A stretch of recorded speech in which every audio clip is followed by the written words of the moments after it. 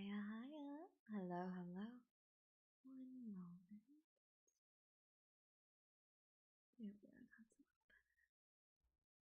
Pardon the background noise. Hello, hello, everyone. Hello, hello. I hope you're all doing very, very well this fine evening. Hello, hello. Hiya, hiya. Hi. Hello, my little stars. I hope you're all doing very, very well today. It's a little quiet. Give me just a second. Sure why. Need just one moment. Sure why I'm so quiet. Feels like I'm not making any noise at all. Let's see. One moment. It's not making any noise at all. 1 second.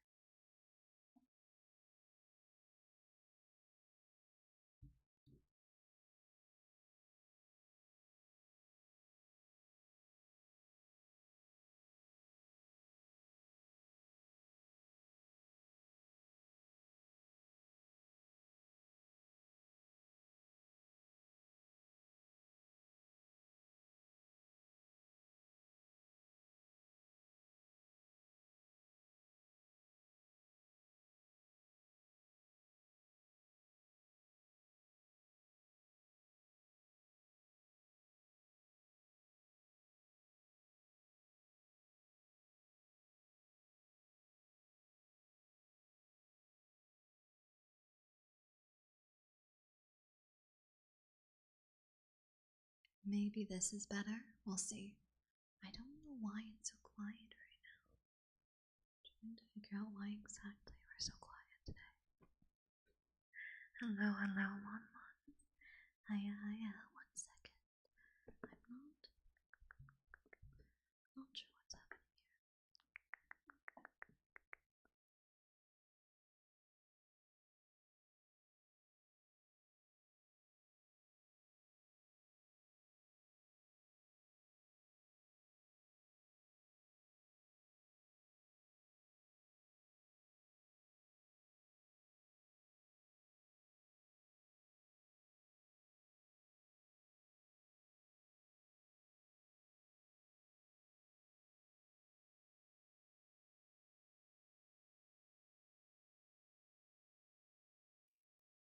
How's this? Okay, wait a moment. Oh, okay, wait.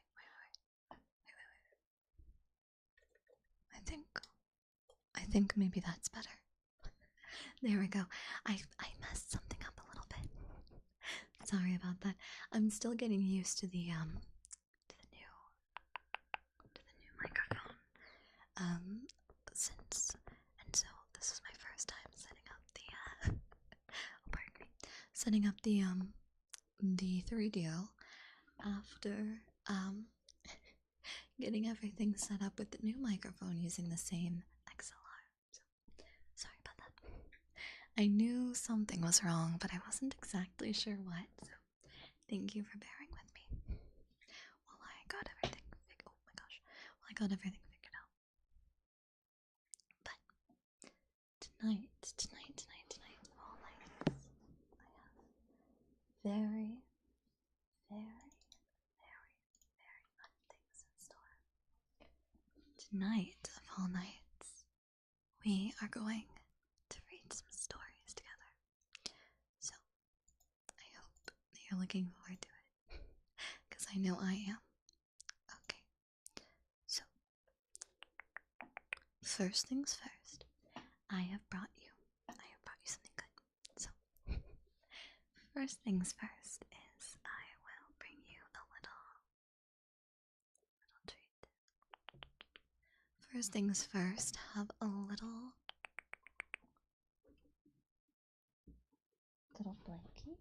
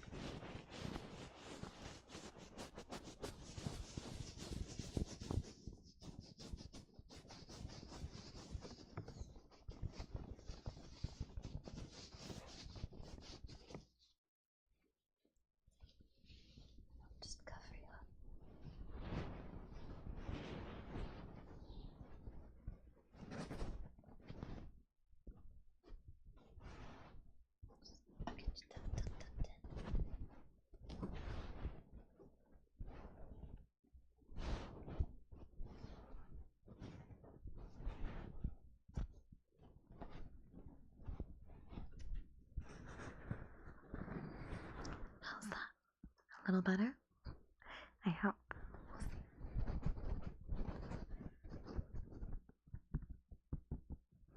So, as I said earlier, today, now that you're snug as a bug in a rug, I am going to read you some stories of times long, long gone by. So, I hope you're looking forward to it, because I know I am. So, Greek mythology is very, very rich in creation, mythology, as well as explanations for cultural phenomena and interpersonal relationships. Honestly, mythology is a beautiful thing because it's pretty much an explanation for the phenomena that we do not understand. So a lot of the things that we can now explain with science was back long, long, long ago explained using mythology. So I thought we could hang out together under the covers and read a little bit together. So I brought the mythology, and all you need to do is bring yourself, and we're ready to go. So just sit back, relax, wherever you may happen to be right now. Just take some time, find a place that's comfy for you, and just let me handle the rest. Just relax. Just relax. And I'll handle the hard part. All you need to do is just sit back and relax and enjoy. So, without further ado, let's see. I thought we might start at creation, or some creation. Let's see. Before earth and sea and heaven were created, all things wore one aspect. All things were one, to which we give the name of chaos, confused and shapeless masses of nothing, in which, however, slumbered the seeds of things. Everything born from chaos, earth, sea, air, beings, all mixed together, so nothing was solid, nothing was fluid. The air, not air. Gods and nature at last interposed. No separation, until finally they did separate. The fiery part, being the lightest, sprang up and formed the skies. The air was next in weight and place. The earth, being heavier, sank below, and the water, which took lowest place, and buoyed up on the earth. Here some god, it is not known which, gave his good offices in arranging and disposing the earth, moving it about and whatnot. He moved the rivers, bays their places, raised mountains and scooped down valleys, shaped everything, created woods, fountains, fertile fields, and stony plains, the air being cleared. The stars then began to appear, like what you see around us. Fishes took possession of the sea, the birds of the air, and four-footed beasts took land. But at some point in time, a nobler animal was wanted, and man was made. Prometheus took some of this earth, and kneading it up with water, made man in the image of the gods. An upright stature, so that while all other animals turn their faces downward and look to the earth, he raises his to heaven and gazes on the stars. Prometheus was one of the Titans, gigantic, who inhabited the earth before the creation of man. To him and his brother, the Prometheus was committed the office of making man and providing him and all other animals with the faculties necessary for their preservation. Prometheus undertook to do this, and Prometheus was to overlook his work when it was done. Prometheus accordingly proceeded to bestow upon the different animals the various gifts of courage, strength, swiftness, and sagacity, wings to fly, claws to claw, shells to cover. But when man came to be provided for, Prometheus had been so prodigal of his resources that he had nothing left to give.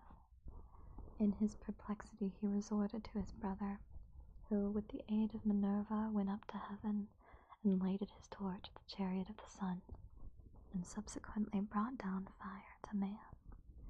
With this gift, man was more than a match for all other animals, able to make weapons to subdue them, tools to cultivate the earth, to warm his home, so as to be comparatively independent of climate, and finally to introduce the arts and to coin money, the means of trade and commerce.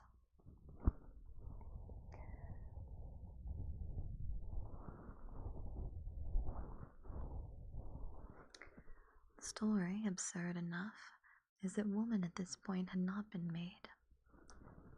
It is said that Jupiter made her, and sent her to Prometheus and his brother to punish them for their presumption in stealing fire, and man for accepting the gift. The first woman was named Pandora. She was made in the above, every god contributing something perfect. This is actually the wrong names. This is interesting.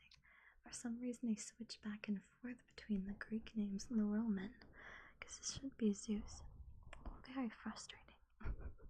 The source of what I'm using might be a little bit strange. Let's see it. Boom, boom, boom, boom, boom. See it. Oh, no. So Zeus made her. Boom, boom, boom. I know. I was like, what on earth is happening here? Anyways, yeah, they switch back and forth. Like literally. Okay, there's a sentence here that says, Venus gave her beauty, Mercury persuasion, Apollo music. They switch back and forth between the Greek and Roman names. How strange. It should be that Aphrodite gave her beauty, Hermes persuasion, Apollo music, and everything like that. Regardless, I will simply correct this. Sorry about that.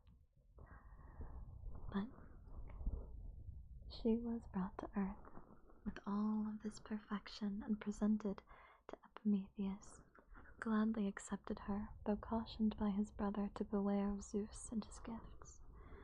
Prometheus had in his house a jar in which were kept in certain noxious articles, for which, in fitting man with his new abode, he had no occasion.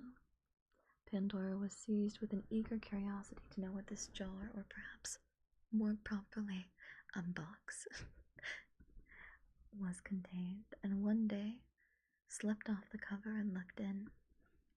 A multitude of plagues escaped for hapless man, gout, rheumatism, and colic for the body, envy, spite, and revenge for the mind, and scattered themselves far and wide. Pandora hastened to put the lid back on, but unfortunately, by that point the whole of the contents of the box had escaped, with only one thing remaining. At the bottom, the very, very bottom, there lay a tiny, tiny being, and that was hope. So at this day, no matter what evil may happen to take place, no matter what scourges may happen to cover the earth, hope never leaves us. And while we have that, no amount of other ills can make us feel as though we are alone. As long as there is hope.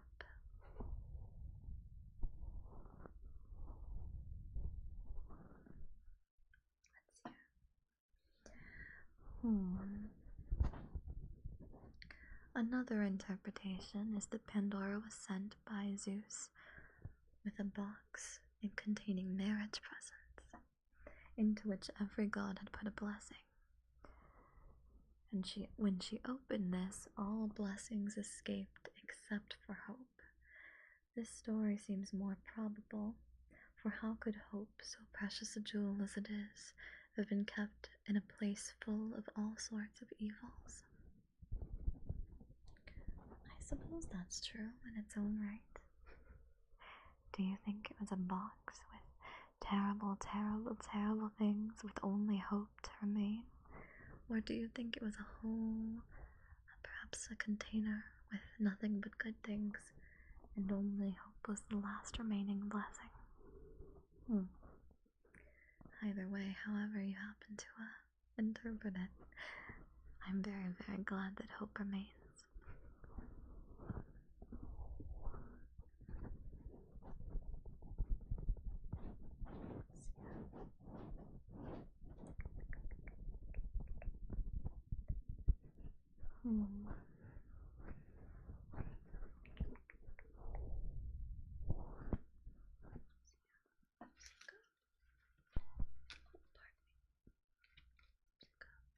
Strange noise emanating. I hope that's not. I hope you can't hear that.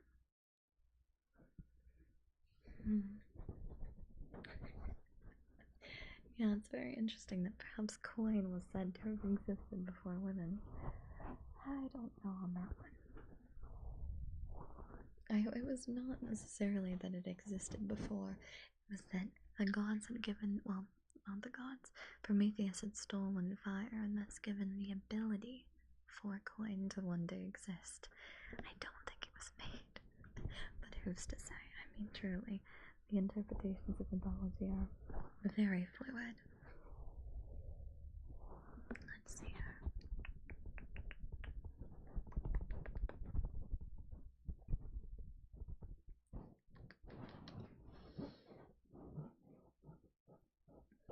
And with all of this, with the technology and the freedom that fire did produce, the world eventually began to develop until finally war was learned. Chaos was brought about, and men were not satisfied with the surface, turning to mining the earth, disturbing of nature. War sprang up, now that weapons were accessible thanks to iron, and now guests were no longer safe in their friends' abodes. Families could not trust one another, and everyone began to fight, the earth wet with blood, slaughter, and the gods abandoned it one by one. Zeus, seeing the state of things, burned with anger. He summoned all of the gods to council in Olympus, and took the road to the palace of heaven. They all joined. Let's see here. Addressing the assembly, Zeus informed the frightful condition of things on earth, and closed by announcing intention to destroy the whole of its inhabitants, all man, woman, children, everyone destroyed, and instead create new people, unlike the first, who would be more worthy of living and better worshippers of the gods. So, he was taking a thunderbolt, about to smite out all life, launching it at the world and destroy it by burning. But recollecting the danger that all of this might set Olympus and all of its other creations on fire, he changed plans, instead deciding to drown it. The north wind, which scatters the clouds, was chained up.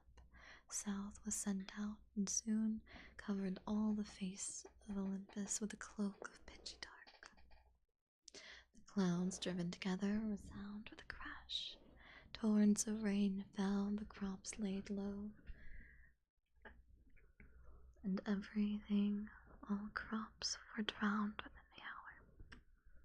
Zeus, not satisfied with his own waters, called upon Poseidon to aid him with his. He let loose rivers, pouring them over the land. At the same time, he heaves the land with an earthquake and brings in the reflux of the ocean over the shores. Flocks, herds, men, houses were all swept away, and temples with their sacred enclosures profaned. If any edifice remained standing, it was overwhelmed. Its turrets lay hidden beneath the waves. Now all was sea. Oh my gosh, one moment.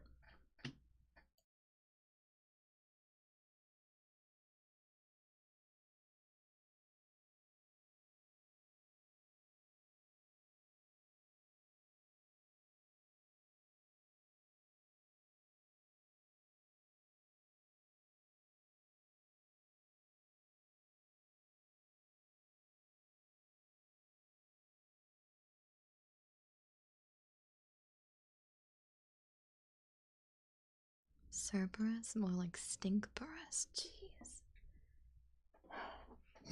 Sorry about that. It's not particularly relaxing now, is it?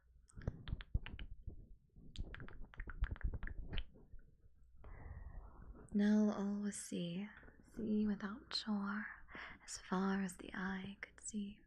Here and there an individual remained on a projecting hilltop, and a few in boats pulled the oar where they had lately driven the plough.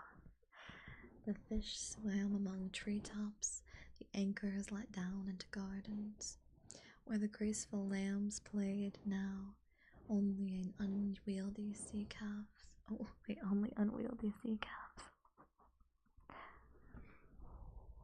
All of the animals forced to struggle in the water.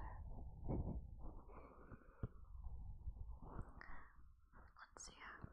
The birds fall with weary wing into the water, having no land for a resting place. Those living beings whom the water spared fell prey to hunger. Parnassus alone of all the mountains overtopped the waves, and there Deucalion and his wife Pyrrha, of the race of Prometheus, aka Titans, found refuge. He was just a man, and she a faithful worshipper of the gods. Ah, I see. Okay, so she's a Titan. I see. Okay, I understand. I think.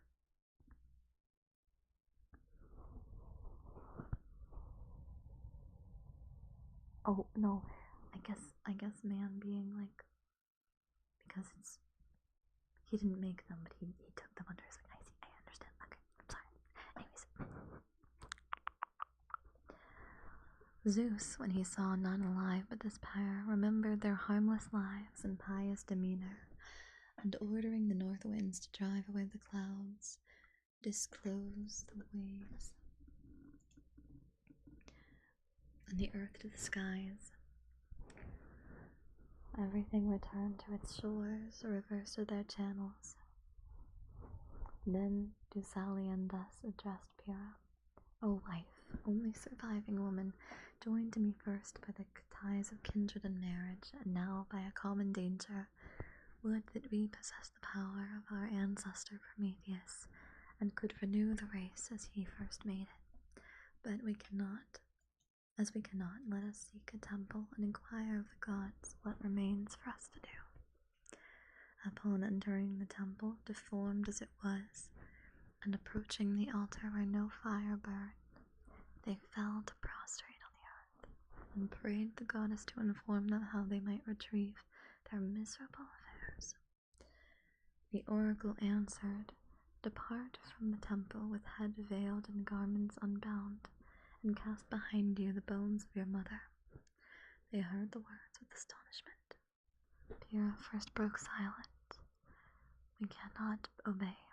We dare not profane the remains of our parents." They sought the thickest shades of the wood and resolved the oracle in their minds. At length Deucalion spoke. Deucalion spoke. "Either my sagacity or deceives me, or the command is one we may obey without impiety. The earth is the great parent of all. The stones are her bones. These we may cast behind us, and I think that is what the oracle means. At least it will do no harm to try. They veiled their faces, unbound their garments, and picked up stones, casting them behind. The stones began to grow soft and assume shape. By degrees, they put on a resemblance to the human form, like a block half finished in the hands of the sculptor. The moisture and slime that were about them became flesh, the stony part became bones, and veins remained veins, retaining their name, only changing in their use. Those thrown by the hand of the man became men, and those of the woman became women. It was a hard race, well adapted to labor, as we find ourselves to be this day, giving plain indications of our own origin.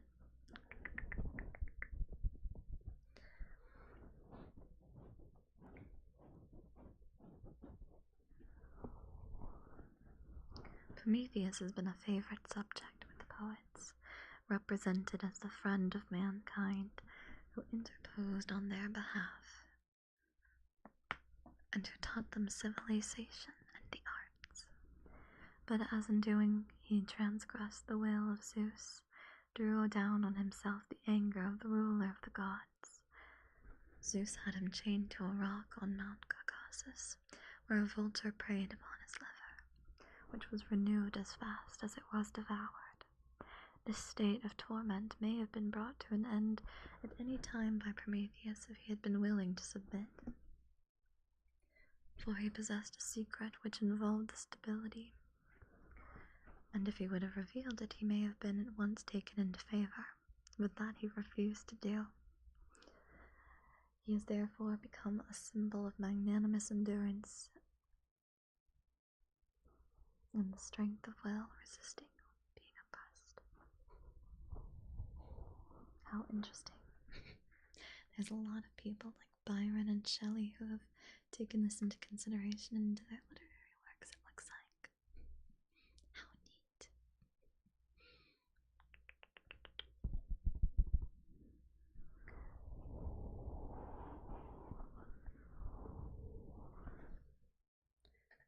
There's what sounds. Maybe like some kind of buzzing. I'm not sure if it's real. Maybe I'm going insane.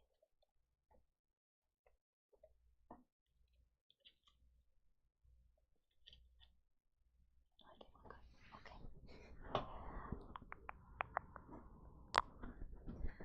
I also I think a lot of people see Hades' designs when they think of Greek mythology these days. It's become very popular, you know. After all.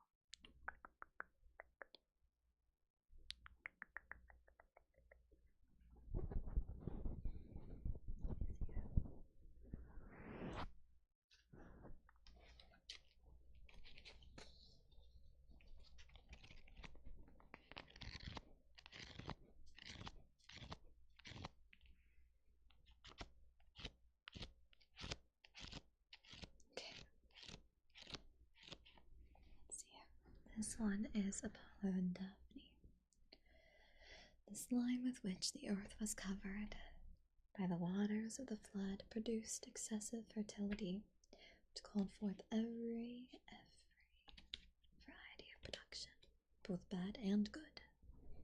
Among the rest, Python, an enormous serpent, crept forth, and the terror of the people, and lurked in the caves of Mount Parnassus.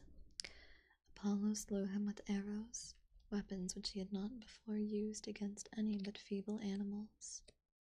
In commemoration of this illustrious conquest, he instituted the Pythian Games, in which the victor, in feats of strength, swiftness of foot, or in the chariot race, was crowned with a wreath of beech leaves, for the laurel was not yet adopted as his own tree. The famous statue of Apollo, called the Belvedere, represents the god after this victory over the serpent Python.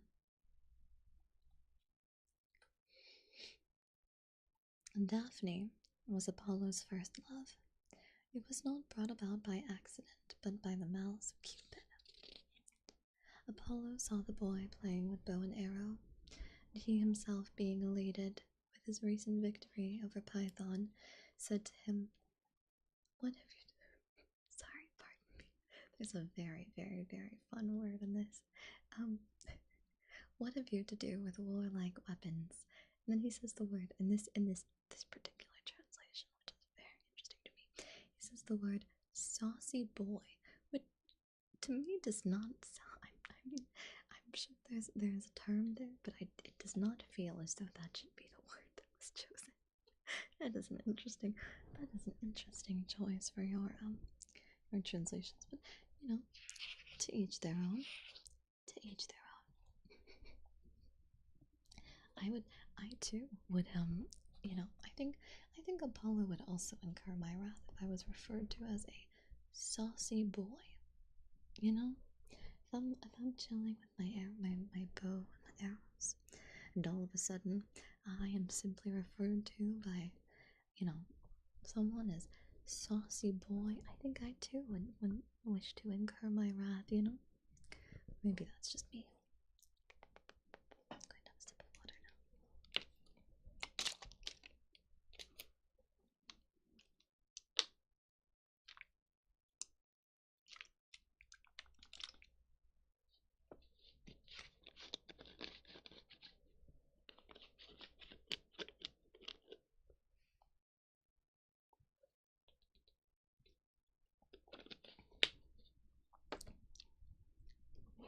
My third hand. Let's see here. What have you to do with warlike weapons, saucy boy? Leave them for hands worthy of them.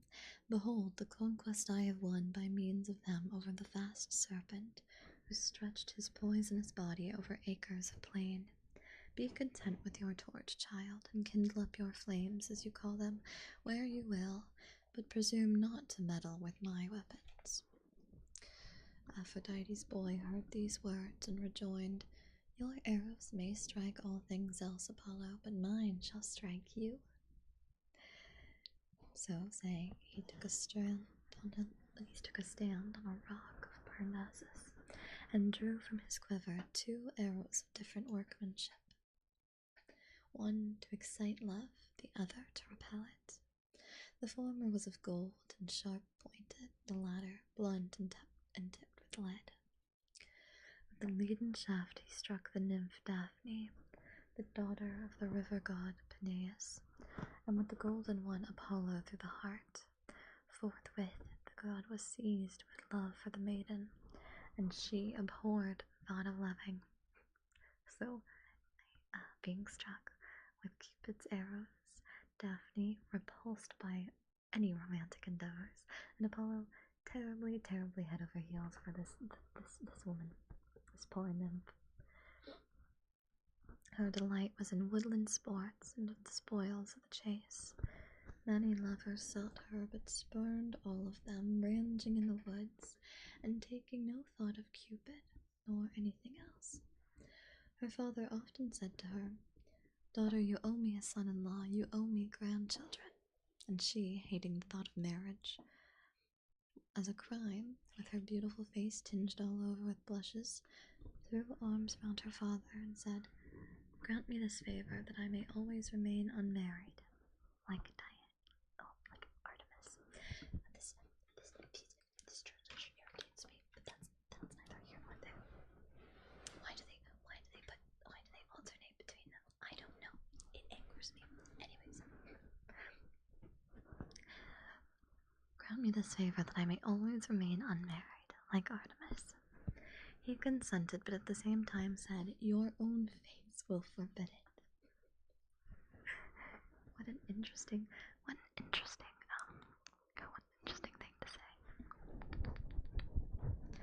Apollo loved her and longed to obtain her, and he who gives oracles to all the world was not wise enough to look into his own fortunes. He saw her hair falling loose over her shoulders and said, If so charming in disorder, what would it be if arranged? He saw her eyes bright as the stars above. He saw her lips and was not satisfied with only seeing them. What a thing to say. He admired her hands and arms.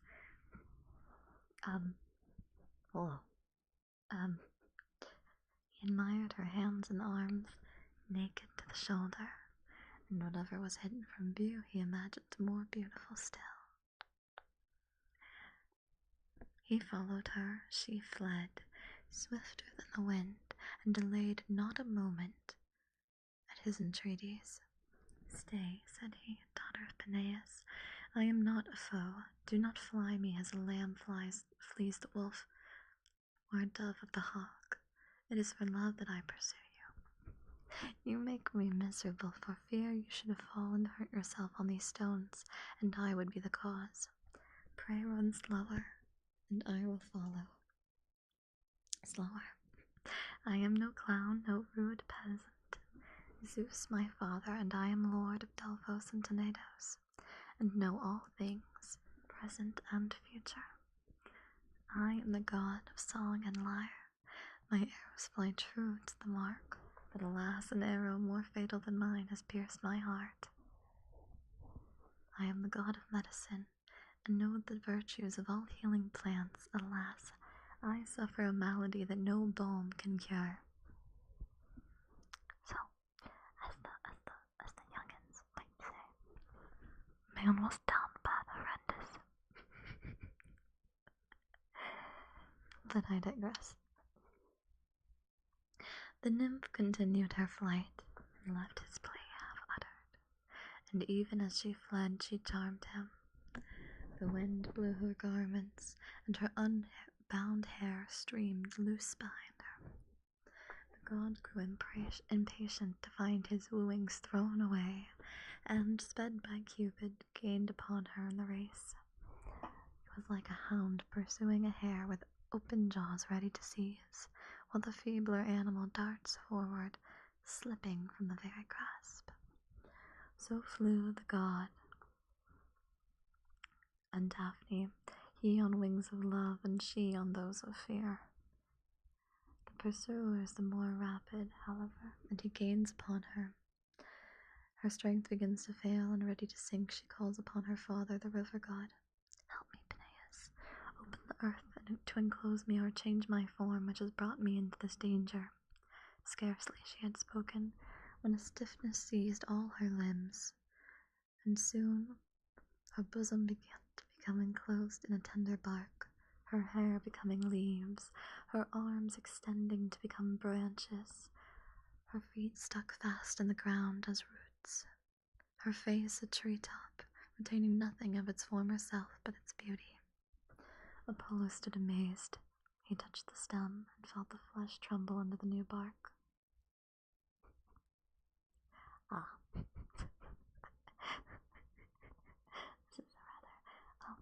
This is a rather detailed description of this. It's kind of embarrassing, but because I have promised a bedtime story, I will read this nonetheless. He embraced the branches and lavished kisses on the wood. The branches shrank from his lips. "Since you cannot be my wife," said he, "you shall assuredly be my tree." Which sounds very silly, but nonetheless. "I will wear you for my crown. I will decorate you my harp and my quiver. And when the great Roman conquerors, when the great Greek conquerors, oh jeez, they keep throwing Rome into this, jeez, lead the triumphant pomp to the capital, you shall be woven into wreaths for their bows, and as eternal youth as mine, you shall also be evergreen, and your leaf know no decay." The nymph, now changed into the laurel tree, bowed its head in grateful acknowledgment. That Apollo should be god of both music and poetry will not appear strange, or that of medicine. And that's how the laurel tree becomes Apollo's image. And he is associated with a number of things, but later on, it's regularly explained that the laurel tree is the wood that like symbolizes Apollo, and it's through this myth that becomes that is originated. But it's imagine chasing a girl and she doesn't want to be with you so badly she turns into a tree. Damn, that's rough.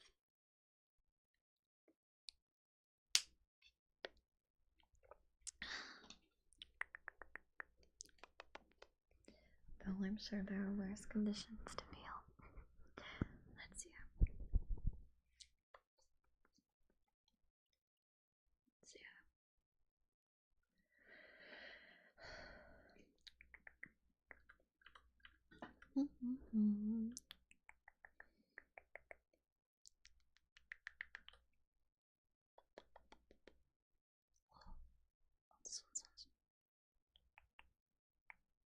Oh, wait, have I read this one? I don't think I have.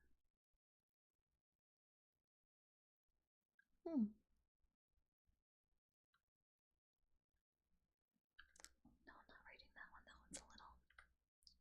That one's a little spicy. I don't want to do that one.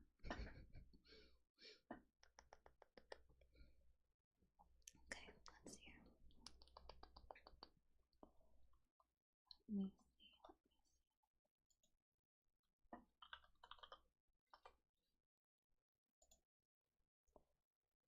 How about these?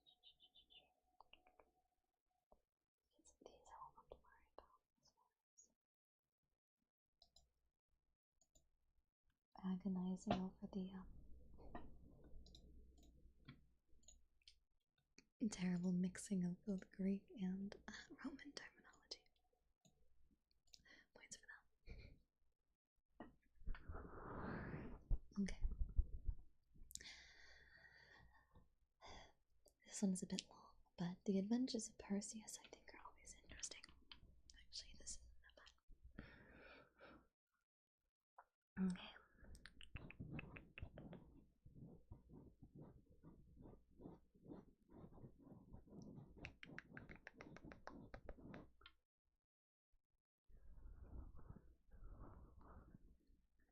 Okay.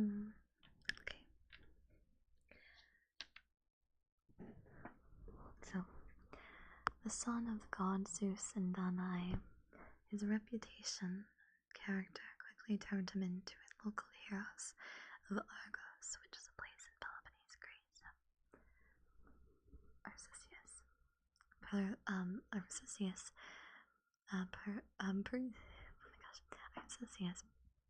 Perseus's grandfather, had asked an oracle if he would ever have any kids. The answer that he received was shocking and made him extremely paranoid. He was told that he would have a daughter who would then have a son. It would eventually result in his demise. Arcesius, driven by the force of fear, jailed his daughter Danae in an underground cave with brass walls. Nevertheless, we all, obviously it's bedtime, but we all have to remind ourselves, unsurprisingly, who could have possibly decided to partake in this woman who was full on locked underground? Zeus, that's right, who had an eye for beauty in a way with women few dared to compete, had already spotted her. He transformed into a shower of what on earth is that is driving through? He transformed into a shower of golden rain, not in the way that you're thinking, and entered the cave where Danae was held. Through their union, she gave birth to Perseus, but she managed to keep secret for some time. It wasn't long, though, that her angered father found out about the baby.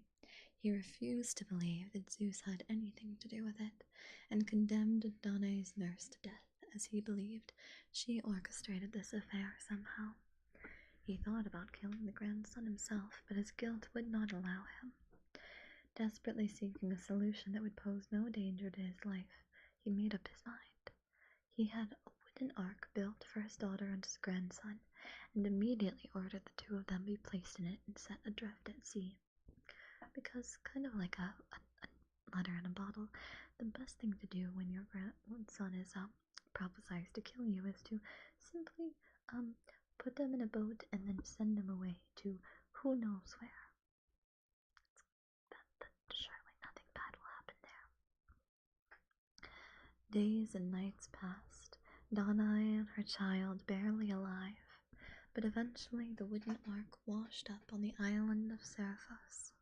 There, a fisherman named Dictys, who was the brother of Polydectes, the ruler of the island, found it. He kindly took in young Perseus and his mother and shared his home with them. During this time, Perseus grew into a strong and brave man, blessed with many talents. Undoubtedly the result of a god's grace. However, Polydectes, the ruler of the island, fell in love with Danae, and Perseus, wanting to protect his mother, kept her under guard at all times.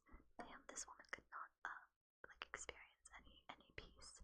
Seriphos, not Sappho's, different place.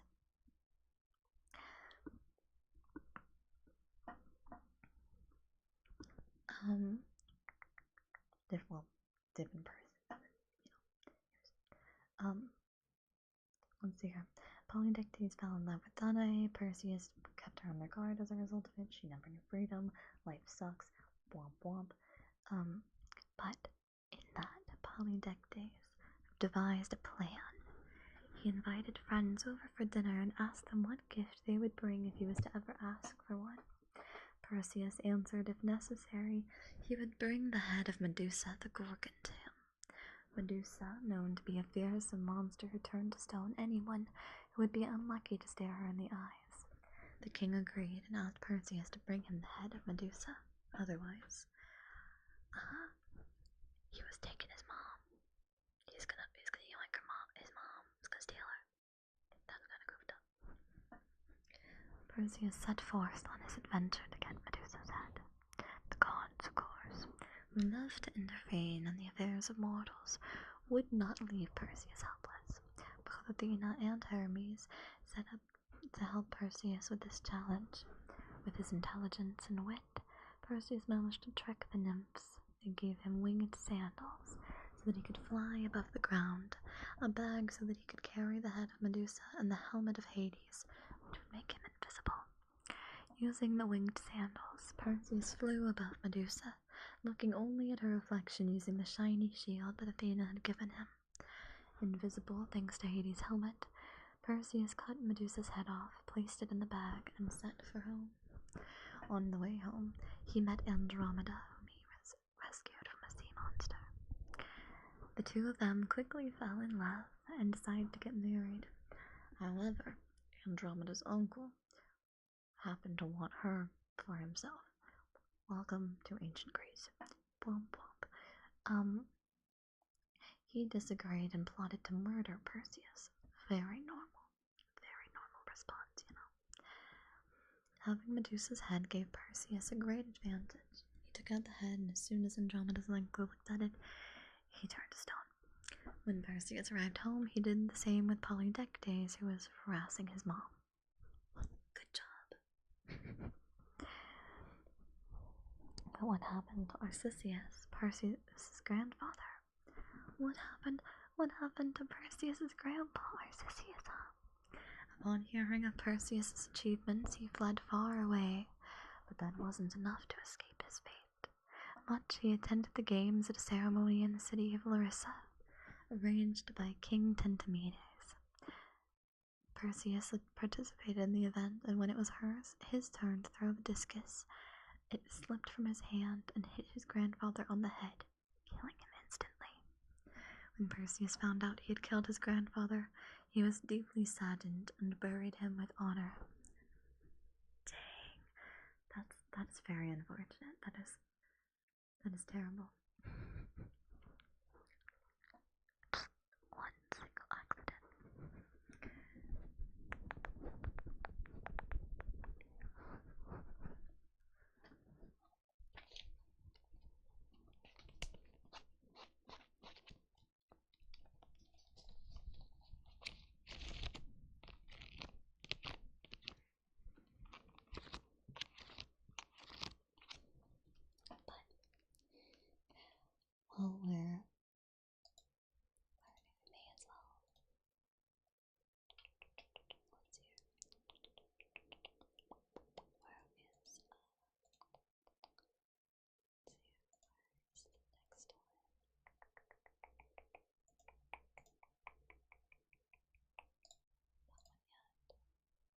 Oh,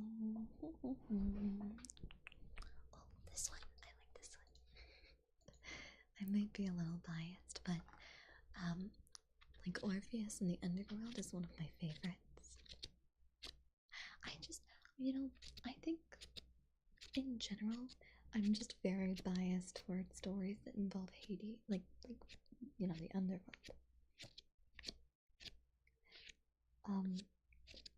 My favorite, I like Orpheus and Eurydice.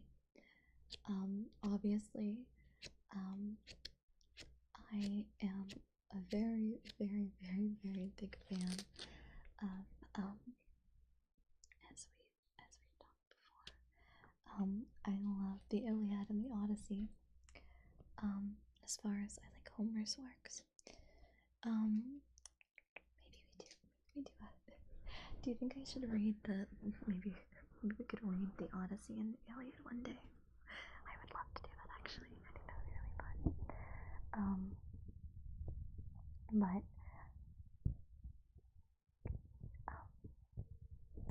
do you promise not to judge me too harshly? One of my favorites when I was little, and I think in some ways still, though, you have to promise me, okay? You have to promise me that that this is it's a very normal thing. It's a very normal thing. I was enraptured in a way with the idea of, like, I think it was more that it was kind of like, I don't want to say that I romanticized it. Maybe I did a little bit, but I did go to a period of time where I was very, very, very big fan that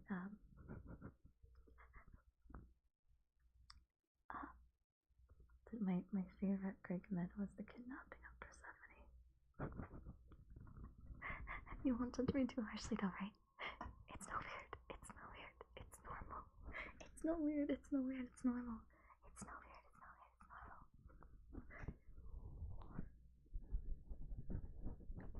I'm fine now. I'm better. I'm okay. I'm better now. Yeah. Anyways. As it is only fitting, Orpheus, the father of songs and the supreme musician in Greek mythology, was the son of one of the muses, generally speculated to be Calliope, and fathered by either Apollo or the Thracian king of Olygus. Be that as it may, we know for sure that Orpheus got a golden lyre as a gift from Apollo as a child, and that it was the god of music who taught him how to play it in such a beautiful manner. Moreover, his mother showed him how to add verses to the music, and his 8 aunts how to polish them to perfection. Yeah, I like it because of the seasons. Yeah. Because, well, it's a happy ending, right? Because she does come back at least for half the year, you know? Yeah. It's just really interesting. I think seasonal, like myths to explain weather phenomena and like the seasons are very interesting. No other reason. Anyways. So when Orpheus was a young man, as Shakespeare once wrote, his golden touch could soften steel and stones, make tigers tame, and huge leviathans forsake unsounded deeps to dance on the sand. Loved by many, this young man loved only Eurydice, and she loved him back. But as we all know, for anyone who may be familiar, such stories do not often end happily. After presiding over the curious marriage of Iphis and Ianthe, veiled in a saffron mantle, the great god of marriage, who I will not say the name of, because I don't want people being weird about it, departed swiftly for the land of the Siconians, located on the south coast of Thrace. There, he was supposed to take part in the festivities of yet another famous wedding, that of the darlings of the ancient world, Orpheus and Eurydice. However, for some reason, he was not at his usual best during the ceremony, and even forgot to bless the happy couple, bemused by the fact that he couldn't light his torch, which merely sputtered and filled the eyes of those present with smoke. Little did he, or anyone else for that matter, know that it was an ominous foreboding. Soon after the marriage, Eurydice died of a snake bite. There are many different explanations and many stories explaining what exactly happened, but according to the most common one, Eurydice fell into a serpent nest after trying to escape from a certain Aristaeus, a shepherd who began to chase her through the forest as soon as he laid his eyes upon her otherworldly beauty. Others say that this Aristaeus didn't even exist, and that Eurydice was merely strolling through the woods with the naiads when a serpent sunk its poisonous teeth into her soft ankle. In any case, Eurydice died instantly, and her soul descended into the underworld.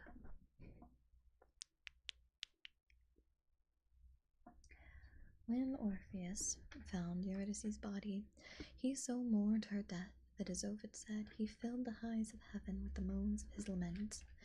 His grief-stricken song touched the gods and the nymphs so much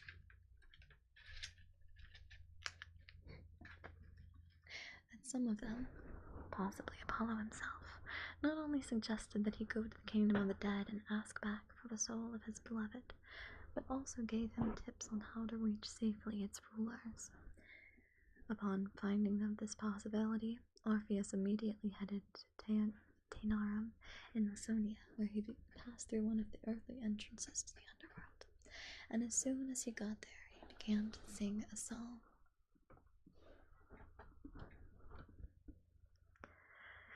O deities of the dark world beneath the earth, I come down here not because of curiosity to see the glooms of Tartarus. I have come because my darling wife stepped upon a viper that sent her through the veins of death poison, cutting off their coming years. You may not know love down here, but I do, by this place of fear, this huge void, and these vast and silent realms renew the life thread of my loving Eurydice. After all, one day when grey and old of age, she shall be yours yet again and forevermore. All I ask of you is just a few years of her life as a boon, but if the fates deny me this prayer, then I do not wish to go back, and you may triumph in the death of two. His song happened to charm the hearts. Hello, place. Hi, place. Hiya. Welcome in. I hope you're doing very well. Hiya, I'm Daiya Fortuna, and tonight we are partaking in some bedtime stories, so I hope that you've come with your relaxation caps on, ready to relax, perhaps take a little relaxation time. Have a good night, please. Good night, rest well, and please relax as we are in the midst of retelling the tale of Orpheus and Eurydice. The song of Orpheus charmed the hearts of both Charon and Cerberus, to such an extent that they allowed the poet to enter the abode of Hades and Persephone, without even worrying about possible consequences. Needless to add, they weren't the only ones touched by his dirge. It is said that the bloodless ghosts themselves began weeping, and Tantalus forgot all about his thirst and hunger.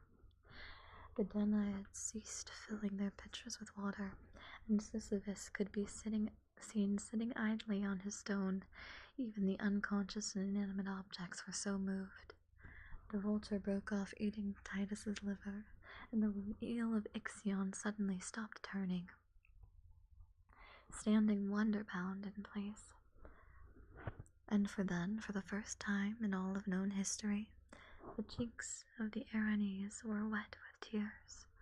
Fortunate for Orpheus, Hades and Persephone were moved to tears as well, and they couldn't bear to refuse his pleas, allowing Orpheus to take Eurydice back with him to the earth, on one condition only, that he should not look back at her until both of them regained the light of the sun. Simple enough, right? Now, this wasn't an easy task. You see, Orpheus knew full well that no man was ever allowed to visit the underworld twice, and as he was now on his way out of it, he was concerned as to whether or not she was there. Furthermore, he had not seen Eurydice even once, and didn't know whether she was following at all. He had to take Hades' word for it. So, as he was nearing the exit of the realm of the dead, in fear he might once lose his wife again, and anxious for a single look, he turned his eyes so he could gaze upon his wife, and immediately she slipped away. The air was all Orpheus could feel between his arms as he stretched them out, eager to embrace and rescue the love of his life. A moment later, the walls of the underworld echoed a whispered and sorrowful farewell, and there was only silence that remained. He had one job. Orpheus tried to go back, but this time not even his song could soothe Charon, the infernal boatman. For 7 days Orpheus sat at the bank of the river Styx, nourished only by his grief and tears, until he became all but a voiceless skeleton. Finally, he wandered back to Earth, and for the next 3 days roamed his homeland, shunning all women and spending his time with the young men of Thrace. Whoa, wait a minute, what? Anyways, it was probably because of this that the Thracian women, or the Maenads, resenting Orpheus for his fidelity to the ghost of Eurydice, tore him to pieces during one of their frenzied ceremonies. They just beat that man to death. That's rough. The Muses gathered his limbs and buried them in Pieria. The nightingales were said to sing more beautifully upon his grave than any other place in all of Greece. They could not find his head, though. The Maenads previously thrown it into the river Hebrus, where it went on singing, floating down the stream, until the islanders of Lesbos found it and buried it. It is said that the reason why so many poets were born during the following few centuries. It is said this is why so many poets were born during the following centuries. Not much is said about his shade, however. Not few, and me certainly among them, would like to believe it is reunited with the shade of Eurydice in the underworld, as we like to believe that love conquers all, even death. No, Hades didn't trick him. He was honest, he was charmed, and he wished for them to be able to spend more time together. But in the end, Orpheus was not trusting of the kindness the boon presented to him by the gods, and for that, he lived in suffering.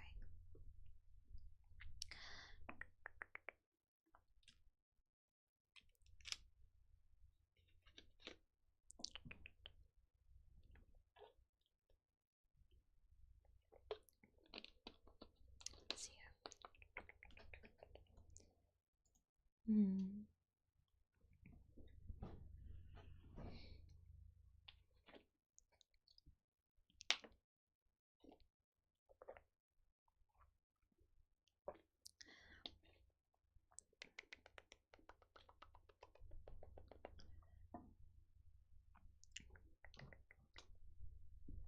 Okay. Hello, I'm doing very well. I hope you are as well this fine evening.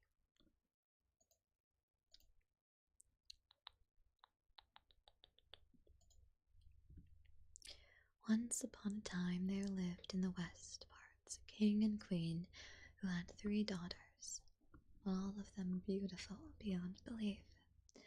The 2 elder girls so stunning that they exceeded all other mortal women in loveliness.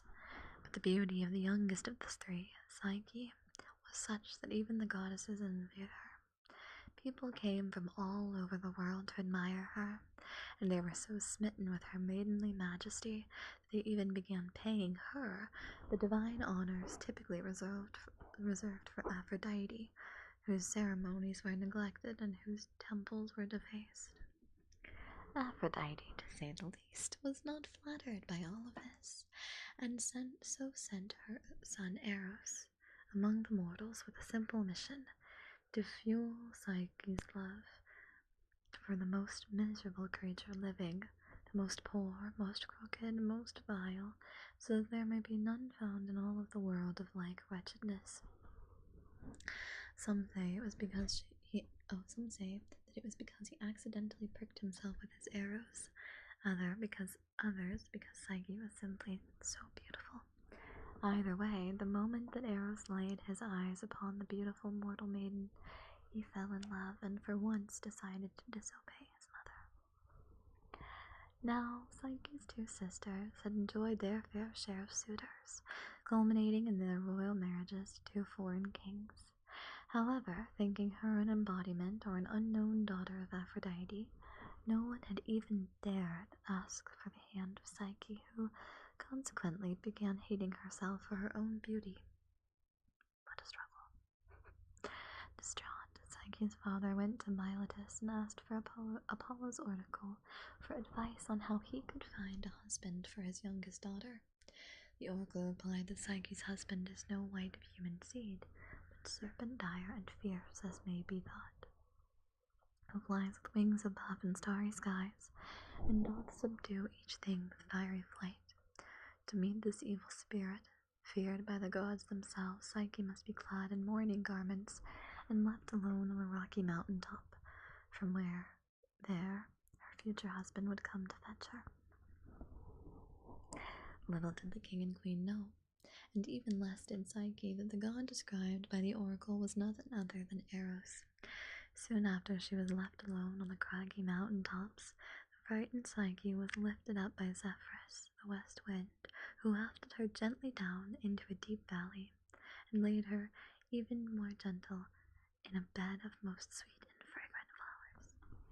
In the midst of a nearby wood, Psyche happened upon a heavenly palace, so luxurious and splendid that even Zeus himself would mayhaps have marveled at it. After being provided by a host of invisible servants with the most delectable of meals and all kinds of lovely things, Psyche went to bed. There in the darkness was visited by Eros, her unknown husband, but left before dawn. And so the days passed for Psyche, who for a while wished for nothing more. Eventually, she found herself a child, and she could not help but think that nothing could ever spoil this joy. However, after some time, she realized that unshared gladness is not as joyful as the shared one, and suddenly began missing her family. So she asked her still unseen husband, who had explicitly told her that he would leave her if she ever were to see his face, if it would be possible for her sisters to visit from time to time.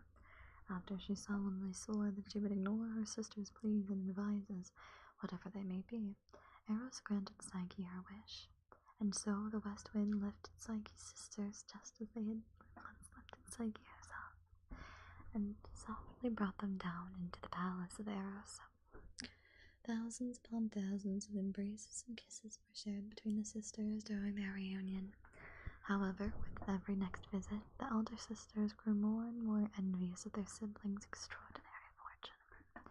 And when Psyche once confessed she had no idea what her husband looked like, they scared her stiff that her husband must be an ugly beast who plans to devour their child. Eventually, they convinced her to kill him. That night, while in bed, Psyche approached the blissfully asleep Eros with a lamp and a razor. It did not take long to identify him. She did not see hairs of gold, blushed cheeks, and a neck whiter than milk, but also her husband's bow and arrows lying beside him. Awestruck and curious, she pulled one of the arrows out of the quiver and pricked herself while doing this. Pain startled her, and a drop of burning oil fell from her lamp upon the shoulder of Eros. This awoke the god momentarily, and just as soon as he realized that his wife had broken her promise, he fled without a word. Too bad that Psyche, owing to the arrow wound, had now fallen even more intensely in love with her husband. Not knowing what to do, Psyche started searching for him right away. She wandered through country after country, all across the world, and prayed for help, but all was in vain. Even Demeter and Hera, afraid that everything else would offend Aphrodite, refused to aid Psyche on her quest. Seeing no way out, Psyche eventually came to the palace of Aphrodite herself.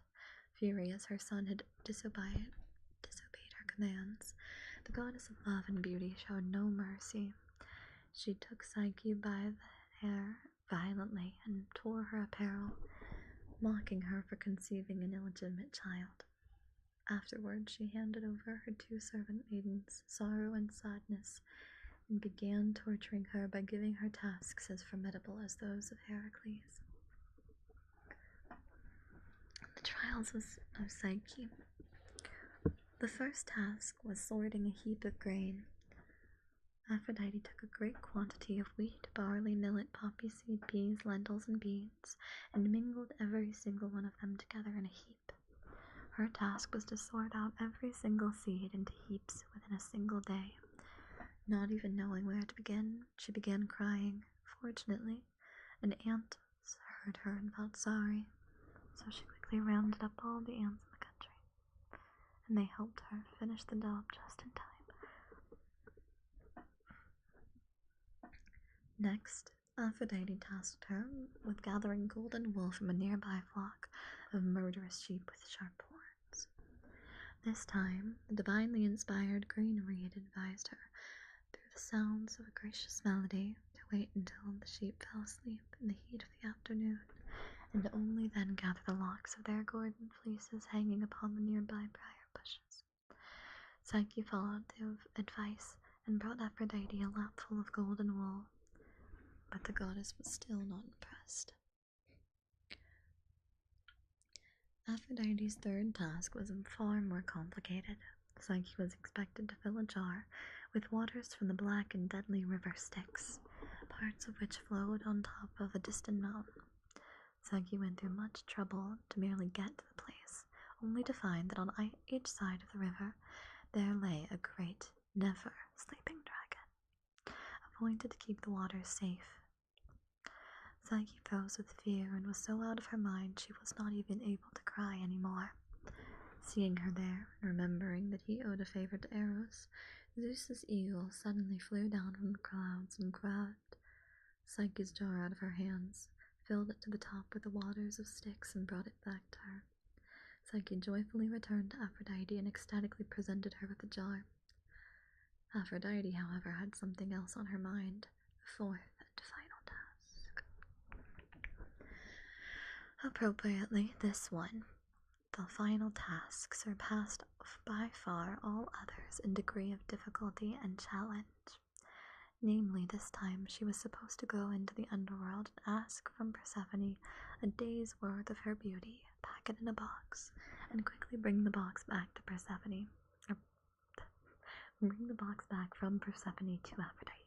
There we go.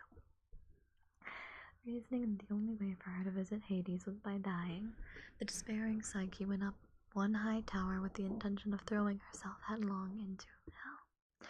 However, inspired by divine providence, the tower revealed to her a better way, and more or less, Psyche did everything the tower told her to. First, she went to the hill of Daedalus in the Peloponnese, where she found a hole leading to Hades. However, she didn't go there with empty hands, taking with her 2 coins and 2 pieces of bread soaked in barley and honey. She used the first to pay Charon for her fare across the Styx, and the bread to mellow Cerberus and be allowed entry into the palace of Hades. There she found Persephone, and following the tower's advice, rejected all of her fine meals, instead asking for a crust of brown bread and a favor. After being granted the latter, she fetched a little of Persephone's beauty and returned to the land of the living, bribing Cerberus with her second bread and paying off Charon with her last coin. However, as it usually happens, she disobeyed the very last instruction. Just like Pandora had done with her jar, Psyche too opened the box of Persephone. This time, though, the act was neither out of curiosity nor of spite. Psyche had merely hoped that a dash of divine beauty should help her win back the love of Eros. However, she could perceive no beauty nor anything else save an infernal and deadly sleep, which immediately invaded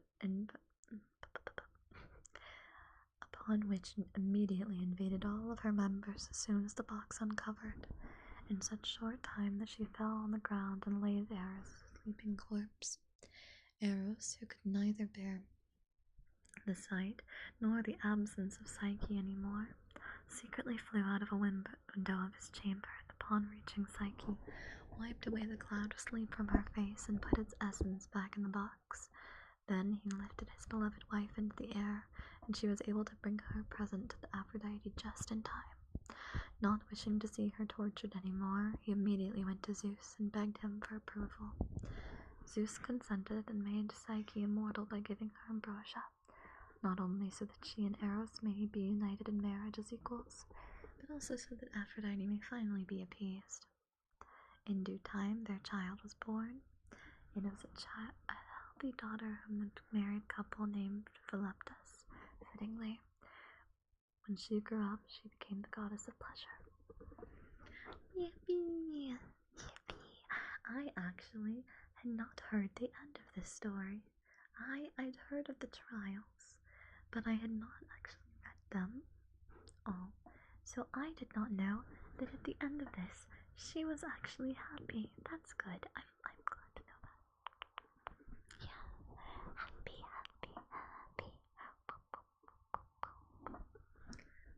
Yeah, it's nice to hear a good story. I'm glad that we did Orpheus and Eurydice and then Eros and Psyche because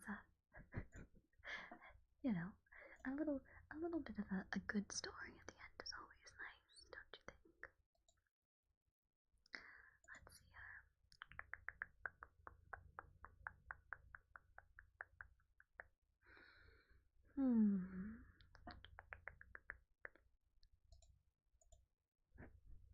So this is comedy. No.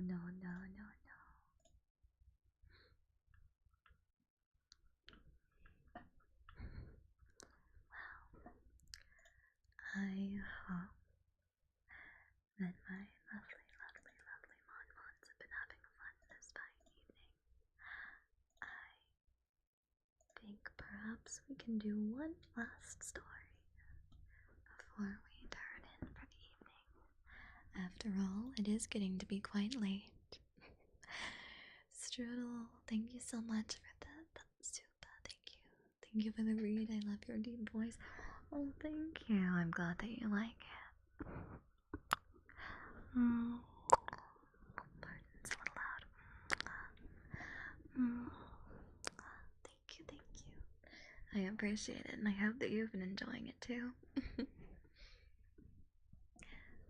Oh, deep voices are nice. I hope so. I felt a little bit. How do I explain this? I felt a little bit self-conscious about my voice for a while, hoping to one day make it a little bit higher pitched. Until eventually I finally just realized that at the end of the day, well, I sound the way that I sound. There's nothing wrong with that. I'm so sorry for the background noise. Oh my gosh. So thank you so much. Thank you so much for being kind toward me. I'm glad that you like my voice. Let's see here. What is a good one to end on?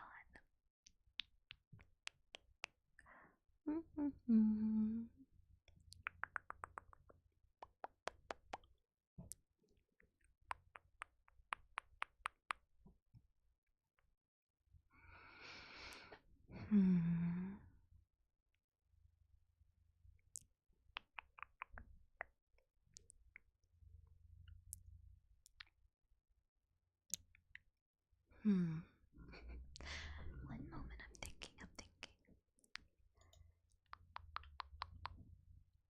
Oh, you know what? I have one. let's do.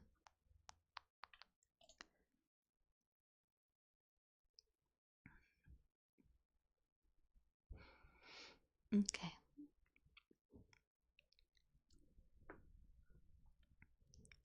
I think this is probably the best one. This is it's a very, very well-known one, so we might as well, right? Oh, I guess we could do Helen of Troy. Like a little bit of a reading on that. I was going to do Icarus, but that works too. I was just trying to think of what would be good.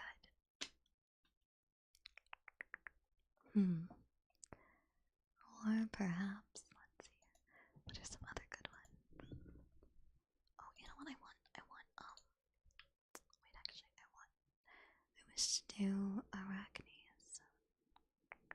It's not like a lot to it, but it's short but good nonetheless.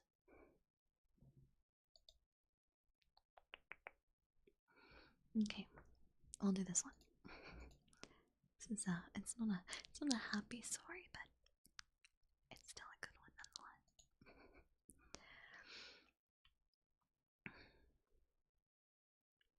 It is said that it was a shepherd's daughter that was particularly skilled at weaving, who boasted about her skill and infuriated the goddess of wisdom, Athena, who appeared and contested her. Athena weaved 4 scenes in which the gods punished those humans considering themselves equal to the gods and who committed hubris. Arachne, on the other hand, weaved scenes in which gods abused humans. Arachne's work, clearly better than Athena's, the goddess became even more enraged due to what the weaving depicted, and threw Hecate's potion onto Arachne, transforming her into a spider and condemning her to weave for eternity. In another version, at the challenge, Athena weaved the contest between herself and Poseidon over who the patron saint of the Athens would be, while Arachne did a depiction of Zeus's advances to various mortal women. Athena realized how skilled Arachne was, but wished to teach her to be more humble and respect the gods. And touching her forehead, the woman was filled with shame and ended her own life. Athena brought her back to life and turned her into a spider, in order to allow her to weave for all of time. In the final version of this myth, Zeus was the judge of the contest, and whoever lost would not be allowed to touch a spindle or the loom ever again. Athena won in this version, and Arachne was devastated she could no longer weave. And out of pity, Athena transformed her into a spider so she could continue weaving without having to break this oath. I think maybe the third one is the best out of them. But my poor darling Arachne, she was so talented. But at the same time, it does teach you that being humble is important. Though mayhaps the gods are not always in the right, you know. Well, I hope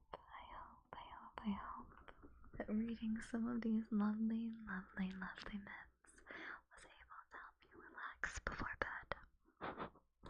Thank you so much, my lovelies, for stopping by and spending some time with me. I really enjoyed getting to do this. And now that I'm in better health, it was much easier for me to do so. I hope to see you again very soon, and I hope that you will rest well. I think you may have been able to hear a little bit from my headphones, and if so, I'm very sorry. Thank you so much, moms, for continuing to be a diabetic. I appreciate it very dearly. Thank you. For you, everyone, thank you so much for the soup. Thank you for the stories. You enjoyed it. I'm so glad to hear that. And I would like to do more of these in the future. Thank you so much, my lovelies. Thank you so much, my lovelies. My lovelies. Please, I hope that you are able to fall into a lovely sleep. I I hope that you are able to find yourself in a lovely, lovely, lovely, lovely, lovely sleep. Please rest well, and I will see you again very, very, very soon. Good night, mon mon. Good night. Good night, my lovely stars. Please rest well. Allow yourselves to drift into sleep. Good night, my darlings. Good night.